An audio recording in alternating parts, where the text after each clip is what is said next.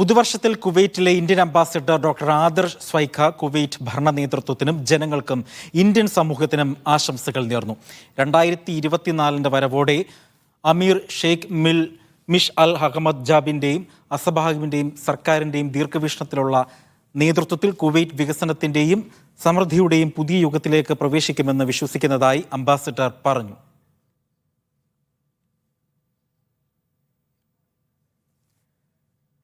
പുതുവത്സര ദിനത്തിൽ കുവൈറ്റിൽ സുരക്ഷാ ക്രമീകരണങ്ങൾ ശക്തമാക്കാൻ ഒരുങ്ങിയ ആഭ്യന്തര മന്ത്രാലയം. ഒന്നാം ഉപപ്രധാനമന്ത്രിയും ആഭ്യന്തരമന്ത്രിയുമായ ഷെയ്ഖ് തലാൽ അൽ ഖാലിദിന്റെ നിർദ്ദേശപ്രകാരമാണ് സുരക്ഷ ശക്തമാക്കുന്നത്. ശക്തമായ പെട്രോളിംഗ് സുരക്ഷാ പരിശോധനയും രാജ്യത്തുടനീളം ഉണ്ടാകും. ഇതിനായി 1950 ഉദ്യോഗസ്ഥരെ സജ്ജമാക്കിയിട്ടുണ്ട്. കുവൈറ്റ് മുനിസിപ്പാലിറ്റി, മെഡിക്കൽ എമർജൻസി സർവീസുകൾ എന്നിവയുടെ ഏകോപനത്തിലാണ് സുരക്ഷാ വിന്യാസങ്ങൾ.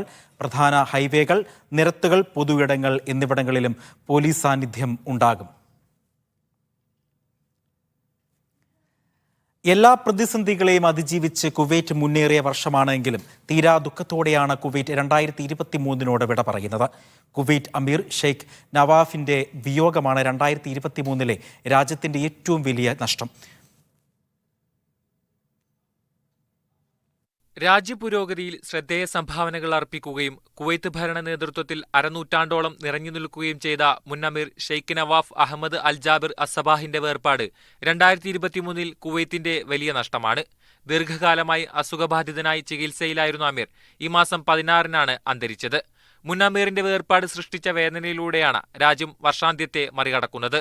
രാജ്യത്ത് 40 ദിവസത്തെ ഔദ്യോഗിക ദുഃഖാചരണം തുടരുകയാണ്. പുതിയ അമീർ ഷെയ്ഖ് മിഷൽ അഹമ്മദ് ജാബിർ അസബാഹിന്റെ നേതൃത്വത്തിൽ പ്രതീക്ഷകളോടെയാണ് രാജ്യം പുതുവർഷത്തെ വരവേൽക്കുന്നത്. ഫലസ്തീൻ ജനതയെ കുവൈത്ത് നെഞ്ചോട് ചേർത്തു പിടിച്ചതും ഈ വർഷമാണ്. മരുന്നുകൾ ഉൾപ്പെടെ ആയിരക്കണക്കിന് ടൺ സഹായ വസ്തുക്കളാണ് വിവിധ മന്ത്രാലയങ്ങളും ചാരിറ്റി സംഘടനകളും ഗസയിലെത്തിച്ചത്. സംഘർഷത്തെ തുടർന്ന് അനിശ്ചിതത്വത്തിലായ ആസ്ട്രേലിയ ഫലസ്തീൻ ഏഷ്യൻ കപ്പ് ഫുട്ബോൾ യോഗ്യതാ മത്സരത്തിന് ആതിഥേയത്വം വഹിച്ചതും കുവൈത്തായിരുന്നു. ഫാമിലി വിസിറ്റ് വിസ അനുവദിക്കുന്നത് അനിശ്ചിതമായി നിർത്തിവച്ചത് മലയാളികളടക്കമുള്ള വിദേശികൾക്ക് തിരിച്ചടിയായി. എന്നാൽ റെസിഡൻസി നിയമത്തിൽ മാറ്റങ്ങളോടെ പുതുവർഷത്തിൽ പുതിയ നിയമം വരുമെന്നാണ് സൂചന. കുടുംബ വിസ, സന്ദർശന വിസ എന്നിവ പുനരാരംഭിക്കുമെന്ന പ്രതീക്ഷയിലാണ് പ്രവാസികൾ. എയർ ട്രാഫിക് രംഗത്തെ താളപ്പിഴകൾ പോയ വർഷവും തുടർന്നു. സീസണുകളിൽ കുതിച്ചുയർന്ന ടിക്കറ്റ് നിരക്കും മലയാളികളായ പ്രവാസികൾക്ക് ദുരിതം തീർക്കുന്നത് തുടരുന്നു. വിശേഷ ദിവസങ്ങളിലും ആഘോഷവേളകളിലും സ്കൂൾ അവധിക്കാലത്തും നാട്ടിലെത്താൻ വലിയ തുകയാണ് നിലവിൽ പ്രവാസികൾ ചെലവഴിക്കേണ്ടി വരുന്നത്. Media 1 Kuwait city. ഒറ്റത്തവണ മാത്രം ഉപയോഗിക്കാവുന്ന പ്ലാസ്റ്റിക് ക്യാരി ബാഗുകൾക്ക് ദുബായിൽ തിങ്കളാഴ്ച മുതൽ നിരോധനം. ഒറ്റത്തവണ ഉപയോഗിച്ച് ഒഴിവാക്കുന്ന പ്ലാസ്റ്റിക് കവറുകളുടെ ഇറക്കുമതിയും വിപണനത്തിനുമാണ് വിലക്ക്. ദുബായ് കിരീടാവകാശിയും UAE എക്സിക്യൂട്ടീവ് കൗൺസിൽ ചെയർമാനുമായ ഷെയ്ഖ് അഹമ്മദാൻ ബിൻ റാഷിദ് അൽ മക്തൂമാണ് ഞായറാഴ്ച ഇത് സംബന്ധിച്ച പ്രഖ്യാപനം നടത്തിയത്. 2023 തുടക്കത്തിൽ മുഴുവൻ എമിറേറ്റുകളിലും പുനരുപയോഗിക്കാൻ കഴിയാത്ത പ്ലാസ്റ്റിക് ക്യാരി ബാഗുകൾ നിരോധിക്കാൻ സർക്കാർ തീരുമാനിച്ചിരുന്നു. ഇതുപ്രകാരം ജനുവരി മുതൽ ഓരോ എമിറേറ്റും തുടർ നടപടി സ്വീകരിക്കും. ദുബായിൽ തിങ്കളാഴ്ച മുതൽ നിരോധനം പ്രാബല്യത്തിൽ വരുമെന്ന് വാർത്താ ഏജൻസിയായ വാം റിപ്പോർട്ട് ചെയ്തു. എന്നാൽ പുനരുപയോഗിക്കാൻ കഴിയുന്ന പ്ലാസ്റ്റിക്കുകൾ കൊണ്ട് നിർമ്മിക്കുന്ന ബാഗുകൾക്കും കയറ്റുമതി ചെയ്യുന്ന പ്ലാസ്റ്റിക്കുകൾക്കും നിരോധനമില്ല. പരിസ്ഥിതി സൗഹൃദ നടപടികളുടെ ഭാഗമായി രാജ്യത്ത് പ്ലാസ്റ്റിക് ഉൽപ്പന്നങ്ങളുടെ ഉപയോഗവും വിപണനവും ഘട്ടം ഘട്ടമായി നിരോധിക്കാനാണ് UAE സർക്കാർ ലക്ഷ്യമിടുന്നത്. ഇതിന്റെ ഭാഗമായി 2025 മുതൽ ടേബിൾ കവർ, കപ്പുകൾ, സ്റ്റിറോഫോം ഫുഡ് കണ്ടെയ്നർ, പ്ലാസ്റ്റിക് സ്ട്രോകൾ, കോട്ടൺ ബഡ്സ് ഉൾപ്പെടെയുള്ള ഉൽപ്പന്നങ്ങളും നിരോധിക്കും. പ്ലാസ്റ്റിക് പ്ലേറ്റുകൾ, ഫുഡ് കണ്ടെയ്നറുകൾ, ടേബിൾ വിരികൾ, കുടിവെള്ള കുപ്പികൾ, അവയുടെ മൂടികൾ എന്നിവ 2026 മുതൽ നിരോധിക്കാനാണ് തീരുമാനം. നിയമം ലംഘിച്ചാൽ 200 ദിർഹമാണ് പിഴ. ഒരു വർഷത്തിനിടെ നിയമലംഘനം ആവർത്തിച്ചാൽ ഓരോ തവണയ്ക്കും ഇരട്ടി പിഴ ഈടാക്കും. ഇങ്ങനെ പരമാവധി 2000 ദിർഹം വരെയാണ് പിഴ. പ്ലാസ്റ്റിക് നിരോധനത്തിന്റെ തുടക്കമെന്ന നിലയിൽ 2022 ദുബായ് പ്ലാസ്റ്റിക് ബാഗുകൾക്ക് 25 ഫിൽസ് ഈടാക്കിയപ്പോൾ അബുദാബിയിൽ പൂർണ്ണ നിരോധനം ഏർപ്പെടുത്തിയിരുന്നു. എന്നാൽ മാംസം, മത്സ്യം, പച്ചക്കറികൾ, പഴം, ധാന്യങ്ങൾ, ബ്രെഡ് എന്നിവയ്ക്കൊപ്പം ചവറ്റുകൊട്ടകളിൽ ഉപയോഗിക്കുന്ന കട്ടികുറഞ്ഞ ഫിലിം റോളുകൾ കൊണ്ടുള്ള പ്ലാസ്റ്റിക് കവറുകൾക്കും നിരോധനം ബാധകമല്ല. Media 1 Dubai. പുതുവത്സര സമ്മാനമായി UAEയിൽ ഇന്ധന വില കുറഞ്ഞു. തുടർച്ചയായി 3-ാം മാസമാണ് പെട്രോൾ, ഡീസൽ വിലയിൽ കുറവ് രേഖപ്പെടുത്തിയിരിക്കുന്നത്. ജനുവരി മാസത്തിലെ ഇന്ധനവില പ്രഖ്യാപിച്ചപ്പോൾ പെട്രോളിന് ലിറ്ററിന് 14 ഫീൽഡ് വരെയും ഡീസലിന് ലിറ്ററിന് 19 ഫീൽഡ്സ് വരെയുമായിരുന്നു കുറഞ്ഞത്.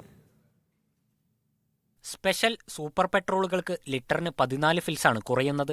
E+ പെട്രോളിന് 13 ഫിൽസ് കുറയും. സൂപ്പർ പെട്രോളിന്റെ വില 2.96 ദിർഹമിൽ നിന്ന് 2.85 ദിർഹമായും സ്പെഷ്യൽ പെട്രോളിന് 2.85 ദിർഹമിൽ നിന്ന് 2.71 ദിർഹമായും കുറഞ്ഞു. E+ന്റെ നിരക്ക് 2.77 ദിർഹമിൽ നിന്ന് 2.64 ദിർഹമായാണ് കുറച്ചത്. ഡീസലിന് 19 ഫിൽസ് കുറയുമ്പോൾ 3.19 ദിർഹം എന്ന നിരക്ക് 3 ദിർഹമായി. ഇന്ധനവില നിർണയ സമിതിയാണ് പുതിയ മാസത്തേക്കുള്ള പെട്രോൾ, ഡീസൽ വില പ്രഖ്യാപിച്ചത്. അന്താരാഷ്ട്ര ക്രൂഡ് ഓയിൽ വിലയെ അടിസ്ഥാനമാക്കിയാണ് സമിതി ആഭ്യന്തര വിപണിയിലെ ഇന്ധന നിരക്ക് നിശ്ചയിക്കുന്നത്. നവംബറിലും ഡിസംബറിലും രാജ്യത്ത് ഇന്ധനവില കുറഞ്ഞിരുന്നു. ജനുവരിയിലും കുറഞ്ഞതോടെ വലിയ ആശ്വാസമാണ് താമസക്കാർക്ക് ലഭിച്ചിരിക്കുന്നത്. ഒക്ടോബറിൽ സൂപ്പർ പെട്രോളിന്റെ വില 3.44 ഫിൽസും സ്പെഷ്യൽ പെട്രോളിന്റെ വില 3.33 ഫിൽസും ഡീസലിന്റെ വില 3.57 ഫിൽസുമായിരുന്നു. ഇതാണ് 3 മാസത്തിനിടയിൽ 60 ഫിൽസോളം കുറഞ്ഞിരിക്കുന്നത്. നിരക്ക് കുറഞ്ഞതിന്റെ പശ്ചാത്തലത്തിൽ വിവിധ എമിറേറ്റുകളിൽ ടാക്സി, ബസ് നിരക്കുകളും കുറയാൻ സാധ്യതയുണ്ട്. Media 1 Dubai. ഖത്തറിൽ നാളെ മുതൽ ഇന്ധനവിലയിൽ നേരിയ വർധനവുണ്ടാകും. പ്രീമിയം പെട്രോളിന് 5 ദിർഹം കൂടി 1.95 ഖത്തർ റിയാലാണ് നിരക്ക്. അതേസമയം സൂപ്പർ ഗ്രേഡ് പെട്രോളിന്റെയും ഡീസലിന്റെയും വിലയിൽ മാറ്റമില്ല. പ്രീമിയം പെട്രോൾ വില കഴിഞ്ഞ ഏതാനും മാസങ്ങളായി ചാഞ്ചാടിക്കൊണ്ടിരിക്കുകയാണ്. ഏഷ്യൻ കപ്പ് ഫുട്ബോളിനായി സൗദി ടീം ഖത്തറിലെത്തി. കോച്ച് മാൻസിനിയുടെ സംഘത്തിൽ ലോകകപ്പ് ടീമിലെ മിക്ക താരങ്ങളുമുണ്ട്. ലോകകപ്പ് ഫുട്ബോളിൽ അർജന്റീനയെ തോൽപ്പിച്ച് ഫുട്ബോൾ ലോകത്തിന്റെ മുൻനിരയിലേക്ക് ഡ്രിബിൾ ചെയ്ത് കയറിയവരാണ് സൗദി അറേബ്യക്കാർ. അന്നത്തെ ആരവം ലോക ഫുട്ബോളിന്റെ പുതിയ കളിത്തട്ടായി സൗദിയെ മാറ്റി. റൊണാൾഡോയും ബെൻസെമയും സാദിയോ മാനയും അടക്കം ലോകോത്തര താരങ്ങൾക്കൊപ്പം പയറ്റിത്തെളിഞ്ഞ കളിക്കാരുമായാണ് സൗദി ഏഷ്യ കപ്പിനെത്തുന്നത്. ഒരു വർഷം കൊണ്ട് താരങ്ങൾക്ക് കിട്ടിയ മത്സര പരിചയം ചെറുതല്ല. അതിനാൽ തന്നെ ടീമിൽ ആരാധകർക്കും വലിയ പ്രതീക്ഷയുണ്ട്. കിരീടം ലക്ഷ്യമിട്ടെത്തുന്ന ഗ്രീൻ ഫാൽക്കൻസിന്റെ ബേസ് ക്യാമ്പ് സീലൈൻ റിസോർട്ടാണ്. ടൂർണമെന്റിന് മുമ്പായി 3 സന്നാഹ മത്സരങ്ങളും സൗദി ഖത്തറിൽ കളിക്കും. ജനുവരി 4 ലെബനനെതിരെയും 9 ഫലസ്തീനെതിരെയും 10 ഹോങ്കോങ്ങിനെതിരെയുമാണ് മത്സരം.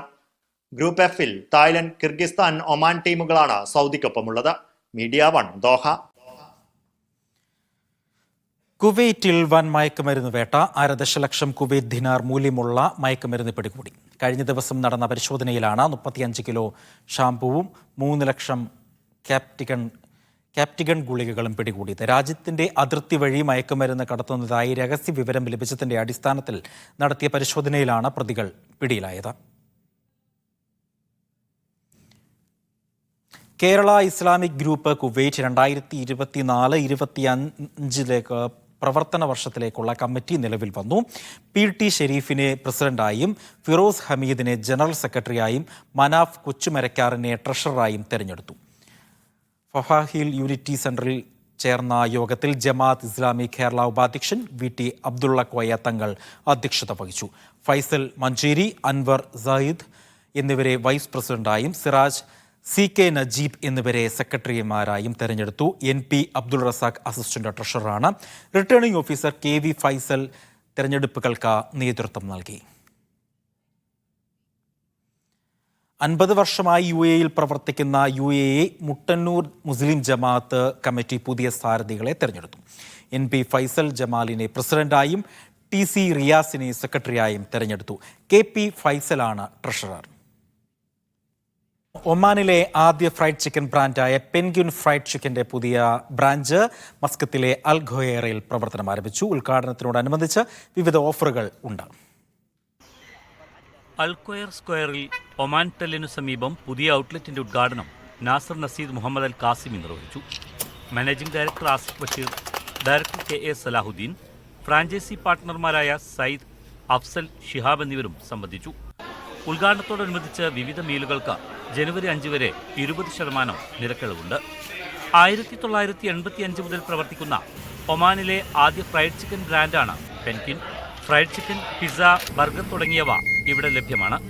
ഒമാനിൽ Sohar, Barka grand centre, Mobela, Ibra, സലാലയിലെ Saada, grand mall food court, garden mall food court എന്നിവിടങ്ങളിലാണ് നിലവിൽ പെൻഗ്വിൻ ഔട്ട്ലെറ്റുകൾ പ്രവർത്തിക്കുന്നത്.